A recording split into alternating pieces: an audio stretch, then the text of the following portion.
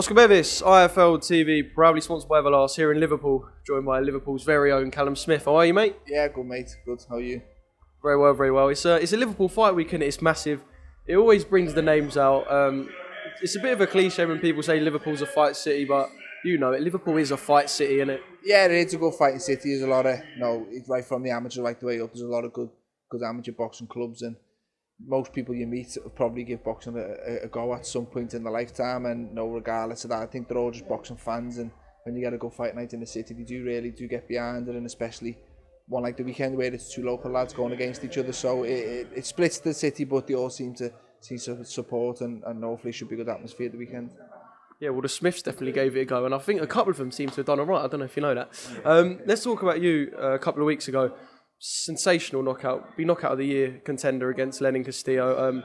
Quite a worrying knockout in the sense as well. Fantastic performance from your side. Just sort of recap that for me, Callum. Yeah, good performance. Couldn't have went any better, to be honest with you. Obviously, the aim was just to get back winning. Obviously, coming off the loss to Canelo, and it's just good to get back in there. But to win, Castillo was a good fighter. He's been to points with Bivol and Marcus Brown. He dropped Marcus Brown as well, so I knew he was heavy-handed. So a win over him was okay, but a win in the fashion that it did is what will get people speaking and get people talking about me. And that's what every fighter wants to do. At the end of the night, you to be the fighter people speak about. And it was hard to steal the limelight off Usyk, but I think after Usyk, I was the one people were probably speaking about with the knockout. So yeah, it was good on my behalf. A good performance, good result, and put me one step closer to where I want to be. Is there also still that sort of mystery around you and Buddy McGirt as well? Because there will be a lot more that you can do that you didn't get to show because you knocked him out. Obviously, good you knocked him out, but there's almost still a bit of mystery as well, which I suppose from your side is quite good. Yeah, I said that in the build-up before it. I've had a good camp with Buddy. I feel in each sparring session and the work with him, I felt I had improved, but I wasn't naive to think that you were going to see every single improvement in the one night. I was kind of not being around boxing to know that if anything you might see the odd little tweak, but it's more a long process, and as the fights go on, you'll kind of see more and more adjustments and improvements. But regardless of 1 and 2 rounds, you didn't really see much. But I know throughout the camp, I do feel I've improved as a fighter, and hopefully another camp with him, I'll improve a little bit more, and maybe if the next fight goes a bit longer, which probably will, if it's a step up again, then we'll see some of those improvements. But I'm happy with the decision. I think he's a very good coach, and I do believe we'll get a good relationship, and a relationship that can finish with a world title. Yeah, fingers crossed. And just a quick word on Castillo, because when you see, obviously you're in the ring at the time, so I don't know what's going through your mind, but obviously we see him shaking and we're like, shit, because it's one of them situations in boxing that you almost don't know what to do. What's it kind of like being in the ring with that? Because you've got the result that you want, but it's a bit scary, really, isn't it? Yeah, it was scary, and I've been around boxing long enough now to see that. It's a safe sport 99% of the times, but you do get the odd bad situation, and as much as you want to win and by any means possible, when something like that happens, it is very worrying. It's a sport at the end of the day. For me, I've never wanted to harm any more than what needs be, or inflict any more damage than necessary. And it was a scary few minutes in the ring. It felt like I was in the ring for like an hour waiting for them to get up, and although obviously wasn't, but yeah, it's worrying. It's the last thing you want to see, especially as a fighter, and especially being involved in it as well. But thankfully after it, the board inspectors come and see me and said he's responsive, and the next morning I got a message off Castillo himself on my Instagram and stuff. So yeah, it's good to see everything's okay now, but it was a worrying time in the ring, and something I wish I never experienced again. Speaking this back up with Callum Smith, moving on to Saturday, massive Liverpool derby, and it was Paul who said in an interview with Coogan, he said the Smiths know how to do these derbies. You've got a good record. You and Fielding, of course, one that stands out. But yeah, this is, I don't know, you explain it to me, because I'm a London boy, I don't know. Like, is this a hostile one? It's the north and south, isn't it? Yeah, this one's north and south. To be fair, me and Fielding, we're both kind of north, but it's kind of bragging rights in the city, and no one wants to lose, but they certainly don't want to lose to someone in your own city, someone who, there's a lot of people who probably know both people and stuff, so someone you could bump into at the shops. Yeah, definitely, and it just adds that little bit more. I remember in my build up to the field and one, I'd be putting petrol in, and the man on the next pump would say, I can't wait for the fight, and he might have been a Rocky fan on my fight, and I just felt like everywhere I went there was interest in it, whereas when you're fighting a foreigner, people just say, when's your next fight? Good luck, mate, that's it. You don't really, as much as how tough a fight it may be, it doesn't really get the interest as what a local derby gets, and I think that's probably given Liam a little bit more motivation in camp. He's had a really good camp. He's trained, really, really well, and I think there's as much as a win's important in his career. There's a little bit more at stake in this one, and hopefully we'll see a big performance from himself. I mean, Liam's fought at a much higher level than Anthony Fowler, and I know he keeps using the word levels. Is that how you see it? Is Liam levels above Anthony Fowler?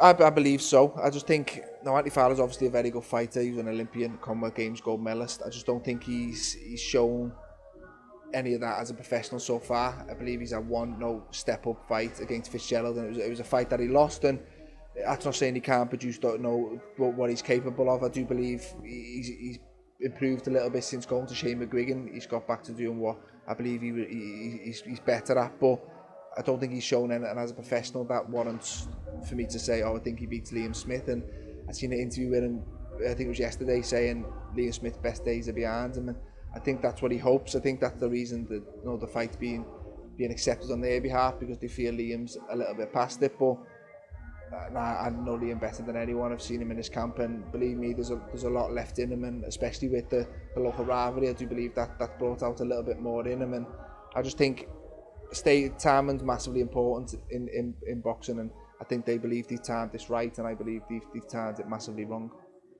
I mean, it's easy to say, like you said, Anthony said he feels like Liam's best days are behind him. It's easy to say that because he's coming off the back of a loss, but really, if we look at it bluntly, it's a loss that he shouldn't have. Yeah. So you could say he's lost to, I'm not going to try and pronounce his name, your Russian man, Kurbanov, yeah. But it's a loss that he shouldn't have, so I don't know, it's one of them. Yeah, I think, in my opinion, Kurbanov's a better fighter than Fowler, and a fight that I thought Liam won, and it wasn't the best Liam on the night. He was, I think he was 17, 18 months out the ring or so. But I do believe he won that fight. So in Liam's eyes, I don't think it's entered his confidence too much. He's not coming in this fight off say, my position, where I was coming in off a loss where I was beaten well, and he's coming in knowing that he'd done enough in his last fight. So he's probably coming in with the same momentum as he would have if he'd got the decision against Kurbanov. So I think Liam's in a good place, mentally and physically, and I think I'm expecting a big performance from him, and a good version of Liam Smith beats any version of Anthony Fowler that we've seen and that we can possibly see. So we're confident. You've always got to respect your opponent, and he's got to expect the best version of Anthony Fowler. And he's a dangerous fighter, but I just think the best version of Liam should have enough. All right, can I just quickly take it back to 2 weeks ago and talk about Anthony Joshua and Alexander-Usyk? Obviously a disappointing night from a British perspective, but yeah, when you look at some of the fighters over the years, are we looking at an all-time great in Alexander-Usyk?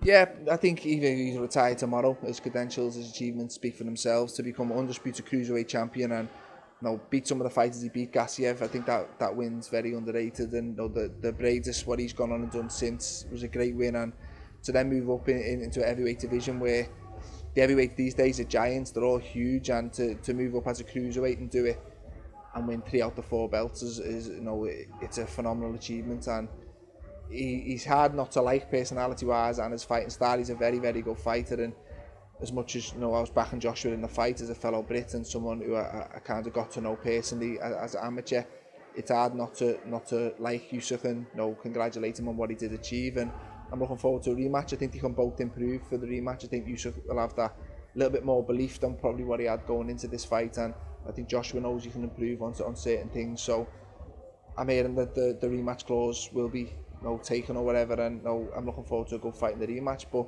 I think you've got to just sit back and congratulate Usyk on what he has done. Yeah, because I think a lot of people are more sort of not hounding Joshua, I don't know the word, but going into Joshua and what he could have done rather than what Usyk done to it. Yeah, it was a bad Joshua rather than it may have been a bad Joshua, but it was a very good Usyk as well. He boxed very well. I don't think he's done anything wrong.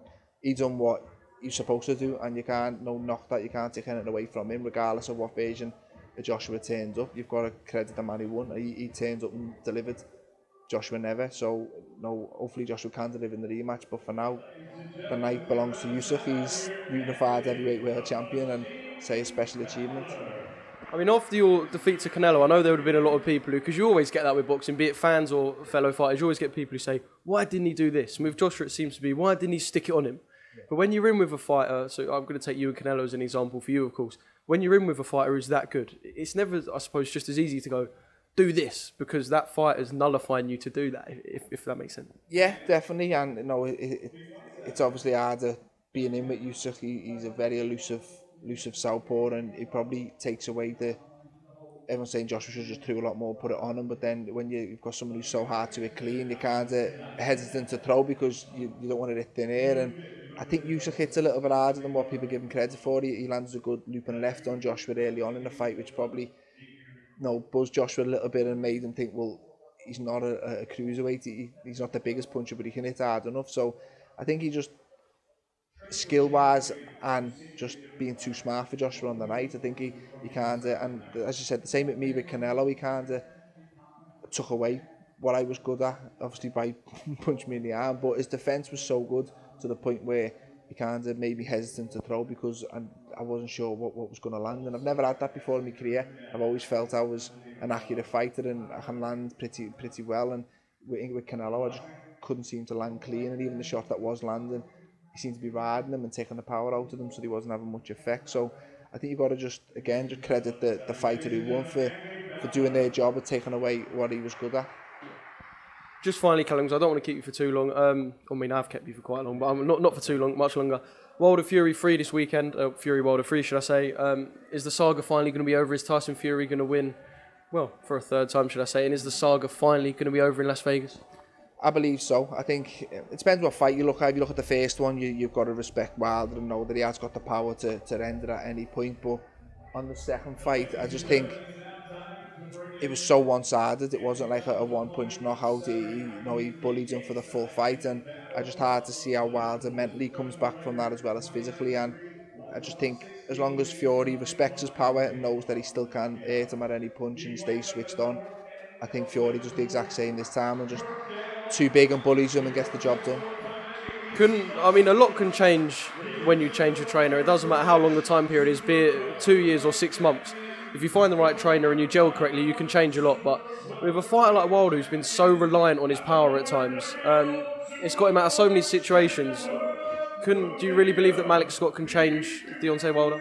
Yeah, he could adjust little certain bits, but I think Wilder's Wilder. I think his main asset is his power. I think he knows that, everyone else knows that, and I think he may make him a bit less predictable and loads up a little bit more, but I just still think his chance of winning this fight is knocking Tyson Fury out. He's not going to outbox him, he's not going to beat him in a boxing match. I don't think there's many people who could beat Fury in a standoff boxing match, so I think he knows he's got to land him, he's got to rate him.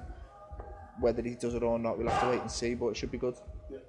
Right, just finally, quickly, actually, when are you next out? Early next year, I imagine, or maybe before the end of the year? Possibly. I've got to speak to Eddie. I'll probably catch him this week in Liverpool, and we'll see what the plan is next. But now I'm back at 175. I've got my first win under my belt, and I want to push on and get closer to a world title shot.